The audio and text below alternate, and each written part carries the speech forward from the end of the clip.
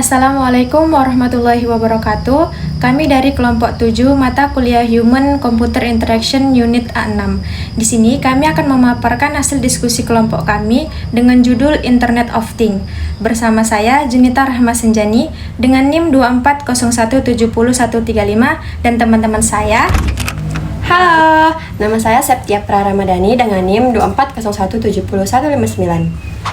Halo, nama saya Yolanda Oktavia Sibuan dengan NIM 240170168. Nama saya Muhammad Budi Prayoga Ihsan dengan NIM 240170042. Nama saya Muhammad Alzi Nazifa dengan NIM 240170182.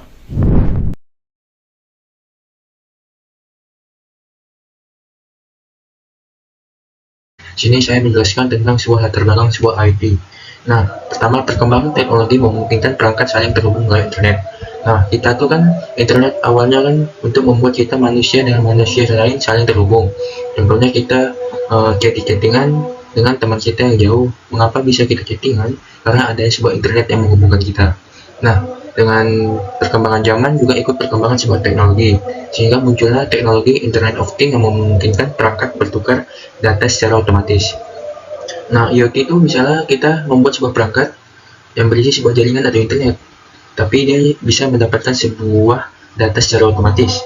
Nah, contohnya tuh IoT itu seperti rumah pintar. Contohnya bisa lampu bisa mati jika sudah malam, kesehatan seperti smartwatch, pertanian seperti mengukur kelembapan dengan alat secara otomatis, atau industri mengecek pabrik dengan cara alat. Oke, sini saya menjelaskan pengertian IoT. IoT adalah sebuah teknologi atau perangkat fisik yang terhubung dengan internet. Gunanya itu apa sih? Mengumpulkan data, bertukar informasi, berkomunikasi otomatis, melakukan tindakan tanpa campur tangan dengan manusia secara langsung. Jadi intinya itu IoT itu memudahkan kita secara efisiensi waktu. Efisiensi sebagaimana?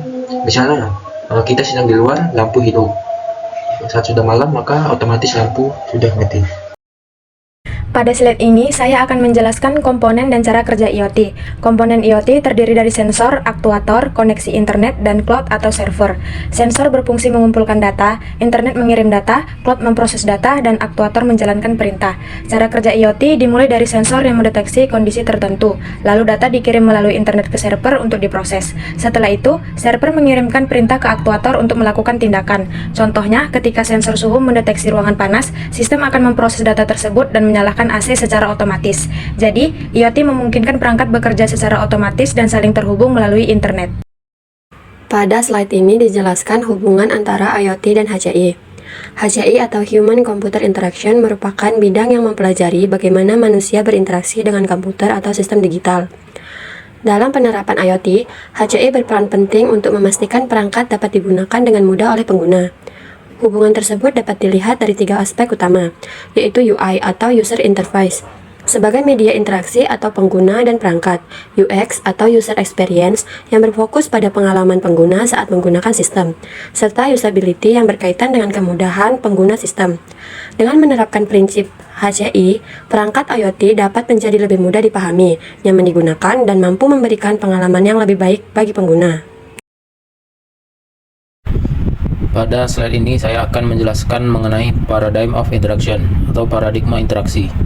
Paradigm of interaction adalah suatu pendekatan yang menjelaskan bagaimana manusia berinteraksi dengan teknologi. Paradigma ini berkembang seiring kemajuan teknologi komputer dan menjadi dasar dalam terciptanya berbagai sistem modern, termasuk Internet of Things atau IoT. Terdapat beberapa paradigma yang mendukung perkembangan IoT. Yang pertama adalah batch processing, yaitu sistem yang memproses data dalam kelompok tanpa interaksi langsung dari pengguna. Selanjutnya time sharing, yaitu yang memungkinkan banyak pengguna menggunakan sumber daya komputer secara bersamaan. Kemudian ada networking, yang memungkinkan perangkat saling terhubung dan bertukar data melalui jaringan. Setelah itu ada graphical display, yang membuat interaksi manusia dengan komputer menjadi lebih mudah melalui tampilan visual atau antarmuka grafis.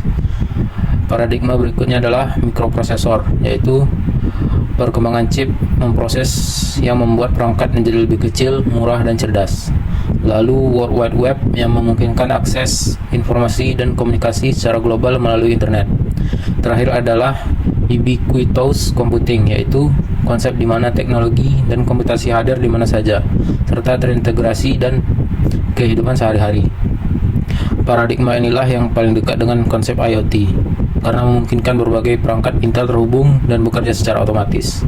Dari perkembangan paradigma tersebut, kita dapat melihat bahwa IoT merupakan hasil evolusi panjang interaksi manusia dan teknologi yang semakin terhubung, cerdas, dan mudah digunakan. Selanjutnya, pada slide ini saya akan menjelaskan tentang IoT sebagai ubiquitous computing. Ubiquitous computing adalah konsep di mana teknologi dapat hadir di mana saja dan bekerja secara otomatis tanpa harus selalu berinteraksi langsung dengan pengguna. IoT merupakan implementasi nyata dari konsep tersebut. IoT menghubungkan berbagai perangkat fisik melalui sensor, aktuator, internet, dan sistem otomatis sehingga perangkat dapat saling berkomunikasi dan bekerja secara mandiri. Contohnya yaitu pada lampu otomatis, smart AC, dan smart lock. Dengan adanya IoT, interaksi manusia dengan teknologi menjadi lebih mudah, efisien, dan nyaman karena banyak proses dapat berjalan secara otomatis. Selanjutnya, kita akan melihat dampak dari penerapan IoT. Dari sisi positif, IoT dapat mempermudah aktivitas manusia karena banyak pekerjaan dapat dilakukan secara otomatis. Selain itu, IoT juga meningkatkan efisiensi dan produktivitas karena perangkat mampu mengumpulkan dan memproses data secara real-time. IoT juga memungkinkan monitoring dan kontrol jarak jauh melalui internet, serta memberikan pengalaman pengguna yang lebih baik dan lebih personal. Namun, IoT juga memiliki beberapa dampak negatif. Salah satunya adalah risiko keamanan data karena perangkat yang terhubung ke internet rentan terhadap serangan cyber. Selain itu, terdapat ancaman terhadap privasi pengguna, ketergantungan pada koneksi internet yang stabil, serta meningkatnya ketergantungan manusia terhadap teknologi dalam kehidupan sehari-hari. Kemudian, pada slide ini saya akan menjelaskan salah satu contoh penerapan IoT, yaitu smart home atau rumah pintar. Smart home merupakan sistem rumah yang mengintegrasikan berbagai perangkat digital dan sensor melalui koneksi internet, sehingga dapat dipantau dan dikendalikan secara otomatis maupun dari jarak jauh. Beberapa perangkat yang umum digunakan pada smart home yaitu lampu pintar, kamera keamanan, smart lock, smart AC, dan sensor gerak.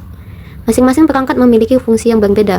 Misalnya lampu pintar dapat menyala otomatis saat seseorang masuk ke ruangan, kamera keamanan memungkinkan pemantauan rumah secara real-time, smart lock dapat membuka pintu melalui smartphone, dan smart AC dapat menyesuaikan suhu ruangan secara otomatis. Manfaat yang diperoleh dari smart home adalah meningkatkan kenyamanan dan keamanan, menghemat energi, serta memudahkan kontrol dan pemantauan dari jarak jauh.